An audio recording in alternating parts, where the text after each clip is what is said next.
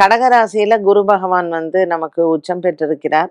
இது வந்து ஒரு ஷார்ட் பீரியட் தான். திரும்பவும் அவர் வந்து கார்த்திகை மாசம் இறுதியில் வந்து பார்த்தீங்கன்னா, திரும்பவும் அவர் வந்து மிதுன ராசிக்கே போயிடுறாரு.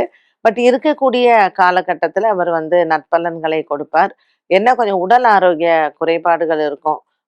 கடகத்தில வந்து குரு பகவான் சஞ்சாரம் செய்யும்பொழுது, அவங்களுக்கு வயிறு சம்மந்தப்பட்ட பிரச்சனைகள் எல்லாம் வரலாம். ஸோ ஏற்கனவே இந்த பிரச்சனைகள் இருக்கு. சர்ஜரிஸ்லாம் பண்ண போறீங்க அப்படின்னா, உங்க ஜாதகத்திலயும் தசா புக்தி எல்லாம் பார்த்துட்டு பண்றது நல்லது. இந்த குறிப்பிட்ட காலத்துல இருக்கக்கூடிய இந்த குரு கடகராசியில இருக்கும் பொழுது, நமக்கு தனிப்பட்ட ராசி பலன் அப்படிங்கிறத விட, உலகத்தில் பல மாற்றங்களை நம்ம வந்து பார்க்கலாம். எப்பொழுதுமே இந்த மாரி குரு ஒரே வருஷத்துல 3 ராசிகள்ல வந்தா, கொஞ்சம் உலகத்திற்கு அது அவ்வளவா நன்மை இல்லை. அதனால குருவினுடைய அதிசார பலன்கள் ராசியை விட உலகத்திற்கு தான் மிகப்பெரிய சில பாதிப்புகளை கொடுக்கும்.